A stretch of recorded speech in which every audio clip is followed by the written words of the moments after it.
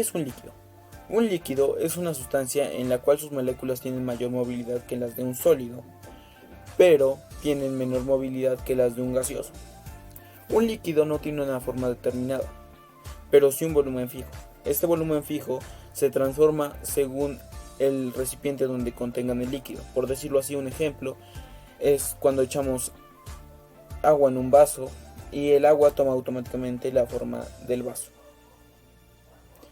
En conclusión, se podría decir que el líquido es un estado de agregación en el cual las moléculas tienen mayor movilidad que las de un sólido, es decir, que están más separadas que las de un sólido y menos separadas que las de un gaseoso. A continuación vamos a ver cuáles son las propiedades de estos líquidos. Comenzaremos con la hidráulica. Es la rama de la física que estudia el comportamiento de los líquidos en función de sus propiedades puntuales y los somete a fuerzas y a condiciones que permiten predecir su comportamiento y usarlo con conciencia a favor de obtener un resultado deseado. La viscosidad. Esto se refiere a la resistencia que poseen algunos líquidos durante su fluidez y deformación. Por lo tanto, la viscosidad es una de las principales características de los líquidos y se determina en la siguiente forma.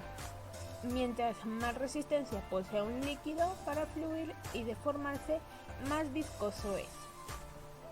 Uno de los ejemplos para representar cómo es la viscosidad y se hagan una idea son los siguientes. La miel es algo que tenemos naturalmente o se encuentra con mayor facilidad, así que igual es un gran ejemplo para que se sepa cómo es la viscosidad en sí. También son los lubricantes de los vehículos y el champú, que igual es algo que naturalmente usamos para la higiene personal. Estos son los líquidos viscosos. Hay más, pero estos son los que más pueden imaginar e identificar cómo puede ser esta característica. Tensión superficial. Se emplea en el ámbito de la física para hacer referencia a la cantidad de energía que se requiere para incrementar la superficie de un líquido por unidad de área. Dicha energía se necesita ya que los líquidos ejercen una resistencia a la hora de incrementar la superficie. Esto surge por las fuerzas que actúan cohesionando las moléculas de los líquidos. Dichas fuerzas no son iguales en la superficie o en el interior del líquido, aunque en promedio terminan anulándose.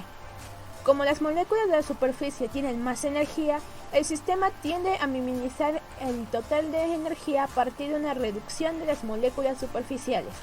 De este modo, el área del líquido se reduce al mínimo. Podemos entender la tensión superficial como una especie de membrana elástica para dificultad de ingresar al líquido. Un ejemplo de esto es porque por este fenómeno algunos insectos tienen la posibilidad de posarse sobre el agua sin que se hundan, como los mosquitos. Cohesión. Es la fuerza de atracción que mantiene unidas a las moléculas de una misma sustancia. La atracción molecular entre moléculas semejantes de un líquido recibe el nombre de fuerza cohesiva. Adherencias. Son cintas de tejido parecidos a una cicatriz. Normalmente tejidos internos y órganos. Tienen superficies resbaladizas para que así se puedan adaptar al cuerpo o acomodarse. Las adherencias causan los tejidos u órganos que se pueden pegar.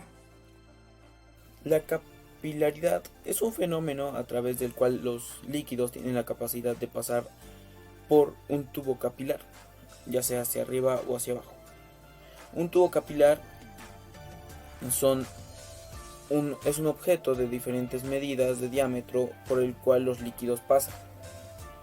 Este fenómeno se debe también a la tensión superficial de un líquido, lo que hace que se enfrente a más resistencia, que tiene que ver con la cohesión e incrementar su superficie.